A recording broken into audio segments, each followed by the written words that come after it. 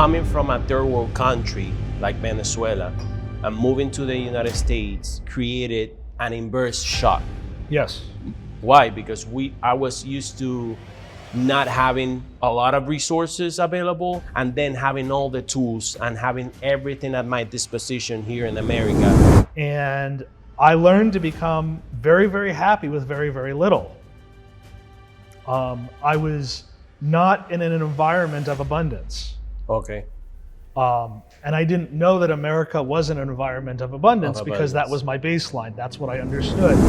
I realized that travel was the most valuable form of education that there is. Look, I've been to college, I have a master's. Those things cost hundreds of thousands of dollars. I'm not saying you shouldn't go, but dollar per dollar, you learn much more about yourself and the world you live in traveling than you would ever learn in a university. Right? It's one thing to make money. It's another thing to do something positive for the world. But can you do both at the same time?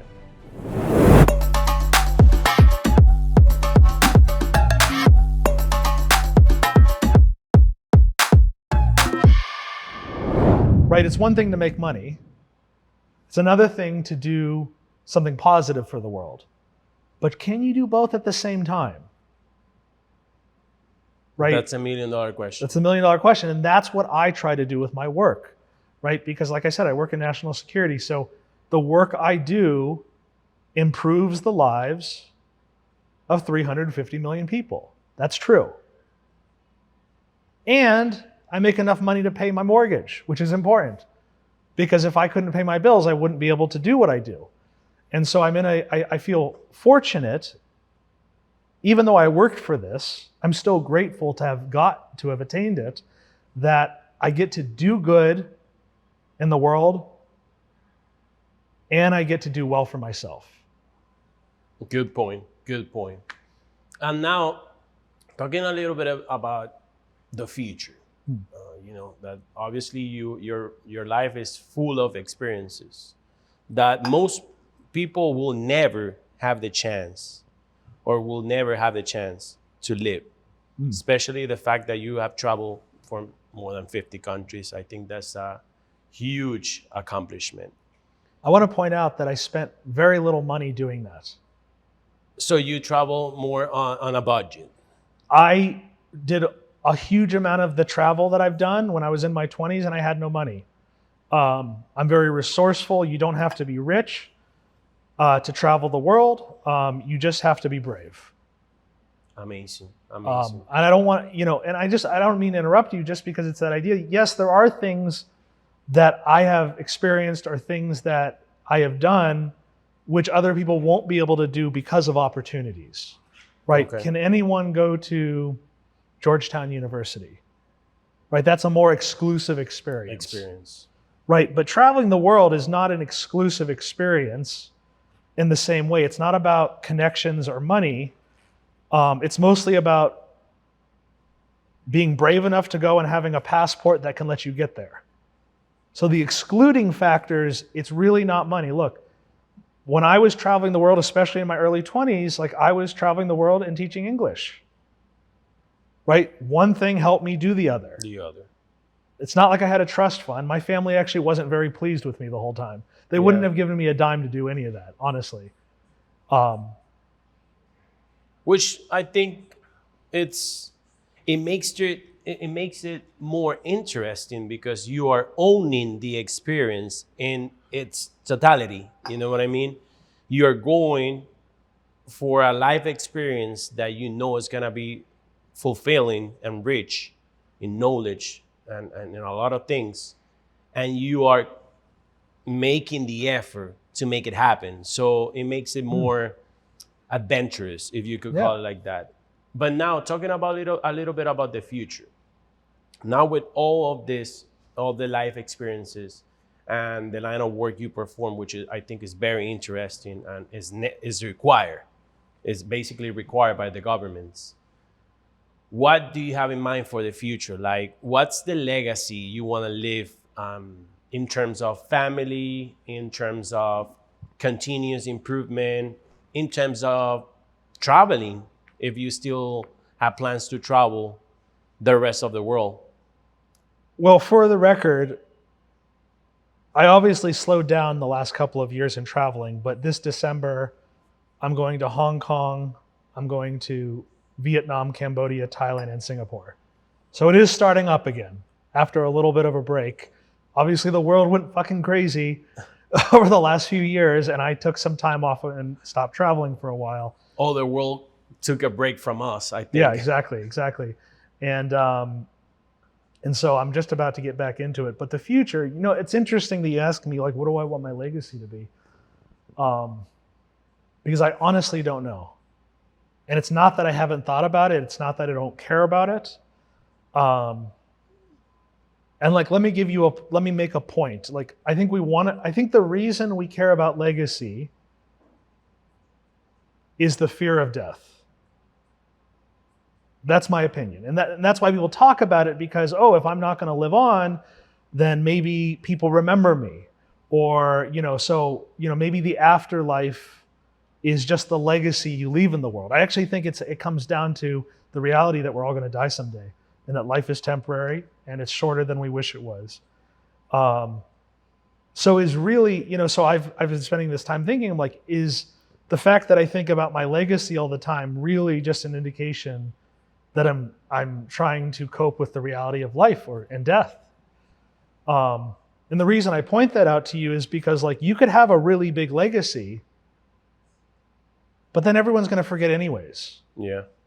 Like, if I asked you, like, it would be unfair to ask you, you're Venezuelan originally, but if I asked someone who grew up in this country, like, who are the last 10 presidents? I'm pretty sure they wouldn't. They might get most of 3, them wouldn't be able to tell you. maybe 4. But then as you go farther back, nobody has any idea. And this was president of the United States, leader of the free world. Most people don't even know them. What's harder than that? No, I think. And even if you achieve that, it just sort of goes away anyways. And so I've been thinking about this, like what is the point of pursuing a legacy? Is it just to sort of cope with the reality of death? Does it matter? Does it matter, like, if you have no legacy? Is it really all that different? Is legacy about family? Like, that's a very clear way of having a legacy, right? Because your genetics get passed on, and your customs and your traditions keep on living. That, to me, makes a little bit more sense than the idea of making an impact that's so big in the world that you can't be forgotten. Because I think everything's forgotten eventually, right? I mean, even if we go back thousands of years, we know some of the Egyptian pharaohs, some of them, but how many people even know the name of a single Egyptian pharaoh? And they built the friggin' pyramids. I can see your point. I can see the point you're trying to make. I think we talk about this plenty of times in private. And I think it's a very valid point. However, I'm not arguing against it. I'm currently still questioning things in my life. Correct. And I don't know what to make of it. Like, I don't know what to make of legacy, to be honest. Because I have a legacy, right? The things that I have done in my professional career have had an impact. Like, before I did energy cybersecurity, I've worked in the energy industry for a long time. I did renewable energy projects for almost 10 years. Everything you can imagine: solar, wind, biofuels, advanced battery technologies. I remember a number of years ago, I tried to do the math to figure out, we talk a lot about greenhouse gas emissions, carbon dioxide in the atmosphere. And I realized that sometime in like 2016 or 2017, that I'd already offset my own personal carbon emissions by thousands of lifetimes. So, meaning that between all of the solar projects I've worked on, and the wind projects, and the battery projects, and the advanced biofuels projects, along with all the big public policy wins, the new legislation in Congress, or the new regulations coming out from the Environmental Protection Agency, all of that stuff combined, I've literally offset my own lifetime's worth of greenhouse gas emissions thousands of times, possibly tens of thousands, right? There's some margin of error in like how you do these calculations, and there are assumptions, but like, okay, so that's a legacy. Like, we have these challenges. People worry about climate change. I've already done my part thousands of times over. And this is more on the big picture. That Big you're picture, putting as it big on. as it gets. Because people like they don't really think about this kind of shit when they're like growing up or working. Even in my adult life, like I've been like exposed to it because I have a friend like you who is actually involved in the actual industry and how this affects us and the knowledge that you gain. So I've been exposed to it, and even though, to be completely transparent, we don't really take the appropriate considerations when it comes to taking care of this. So, Of course not. but no. legacy, when it comes to legacy, it's more like for yourself. Like for example, I think I see your it could be something that could mean something different for somebody else. But I feel like legacy is it comes deeply rooted into the character that you have within yourself. Meaning that if for you legacy is having a family, it will be having a family. If it is being the president of the United States, it will be that. If it's traveling for more than 70, 80 countries, it will be traveling to more than 70 countries. You know what I mean? And I feel like I know the word triggers a lot of things because people are mainly focusing the future nowadays and they forget about the present. But what I meant with the legacy is, what do you want for yourself in the future? That's interesting. It's also something I've been thinking about recently because I have a very successful consulting practice. A bunch of people work for me. By the way, sorry to interrupt you. It could be on the personal level, on the professional level. Yeah. I just wanted to say that, like, the only reason I'm talking about work is because there was once a time when I was a much younger man, when I was in my teens or my 20s, and I was broke and I wanted to achieve something. And so I went to college and then I went to my master's program and I spent 15, 20 years working 60 hours a week. And I've achieved things. It materialized. It became real. And I think that matters. But I've been spending a lot of time thinking, like, what's next? Like, okay, you make pretty good money. Should I make more money? Is that the goal? Enjoy the money? Enjoy the money? Like, I actually, retiring early seems to make a lot of sense to me. Not because I don't want to work, but because I want to escape the rat race. I want to be at that place where I'm 39. I'm hoping that by the time I'm 50, I'm in a place where if I'm working still, it's entirely optional. Okay. Like, that's what I mean by retirement, like not having to do it because I have to do it, but just because I want to do it. So would you say your legacy is having a little bit of freedom with time? Freedom with time, buying my own time back. Honestly, I just want to have lived a life worth living. Amazing.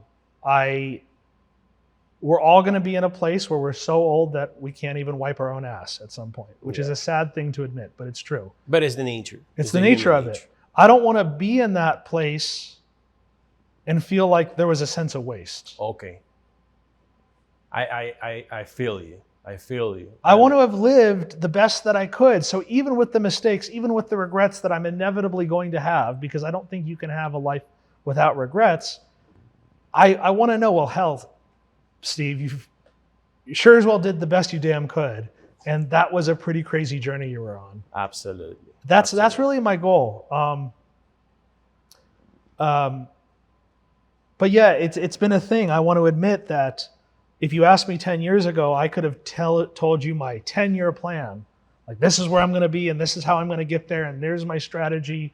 And step 1, step 2, step 3, phase 1, phase 2, milestone 3, milestone 8. Like, I had the whole thing figured out, but then I did it all. And now I'm here and I am honestly thinking about, like, what's next. Not that I don't like my job. I love my job. I'm very fortunate to do what I do. I like it. It's meaningful. It's a reason to get out of bed every day. But you know, look, I'm 39. Am I just supposed to do this for another 30 years? Is that all there is at this point? And so I am honestly in a weird place. I'm approaching midlife. Maybe I am already in my midlife, where I'm like, if I have about as much time behind me as the time ahead of me, what does that mean? Yeah, and I see your point. But I think, you know, that's a really good question that everybody should be asking at any circumstances that they might be going through at any point of their lives is, what's next? But look, brother, we have reached the end of the Already? conversation. Yes, sir. I think we discussed a lot of things. I see the producer sending me signals over here that we're past the timing. But He's a good producer. no, he's an amazing producer. I'm one of my best friends as well. So look, I try to keep my friends close and do business with them. And I think everything is about community. But I like the way that we ended, stating that every single one of the single question that will give you sometimes, it will give you a lot of stress, but then when you figure that out, what's next, you are going to chase it and give you purpose. And I think that's something we could take out of this conversation. For you, thank you for watching. This is another episode of Making an Impact. I hope you like the conversation. Please make sure, if you like it, click the thumbs up button and subscribe to the channel. And looking forward to the next one. Thank you very much.